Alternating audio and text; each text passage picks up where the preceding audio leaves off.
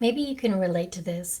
When I was a little girl, I didn't know what I wanted to be when I grew up. I remember at the age of 7 thinking that I wanted to be 7 forever.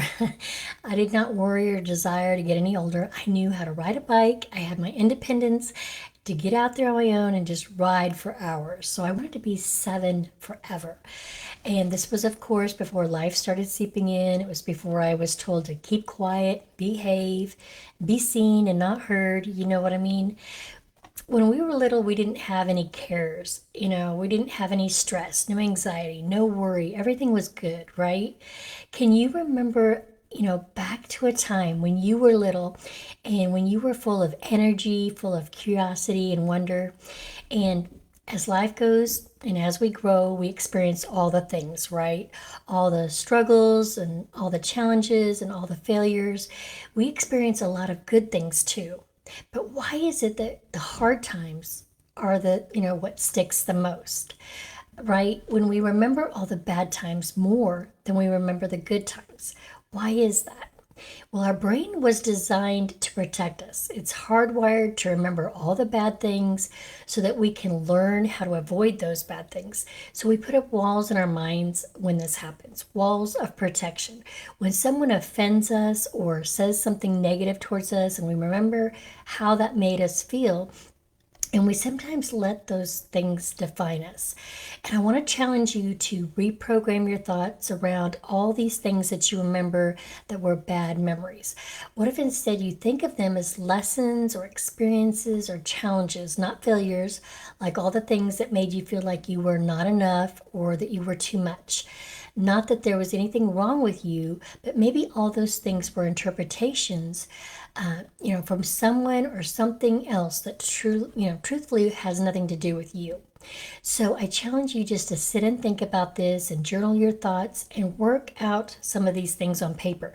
Get them out of your head and out of your heart and write them down on paper. By doing this, you're bringing these things into light, and you're doing this. By doing this, you get to think, or okay, why do I think this way about this, and what proof do I have that this is true or not true? So take a few minutes, or however long it takes, and just start writing these things down that come to mind. First, some surface level things will come out, and then you'll keep going, and you allow yourself to go deeper. By doing this work, you will allow yourself to really think about what's been programmed into your mind, to think about who you are and how things around you have shaped you into who you are. You've been conditioned to think and feel the way you do, and all you have to do is realize them and change them. Now, this is not a one and done exercise. You will need to do this now and then again a few months from now and then again. And excuse me. And as you do this, you will notice a shift in the way you think and feel about yourself. Now, once you're done writing these things down, you go back through the list of things that you wrote down.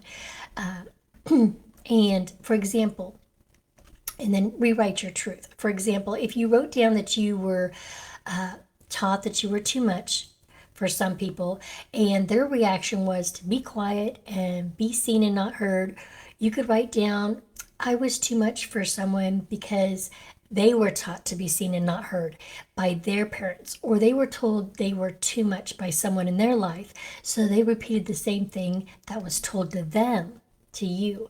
So therefore, that is not your truth. Okay, that's just an example. So now let's take it one step deeper and remember what the scripture says. God created you, and what he has put in you is for his good.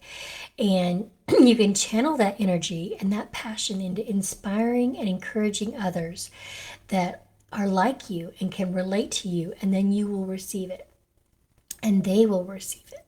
So you are fearfully and wonderfully made. In Psalms 139:14, it says, I will praise thee, for I'm fearfully and wonderfully made. Marvelous are thy works, and that my soul knoweth right well. So do this work. It may seem trivial, but know that only 5% of the people in the world have actually done this work. And the biggest secret is when you teach others what you've learned, you will receive even more. Because when I was in leadership training, my eyes were open to so many things that I did not know, and I received and retained maybe 10 to 20%. But when I went back and I coached and I received 90%. So don't just learn this for yourself, teach others how to do the same, and you will receive way more.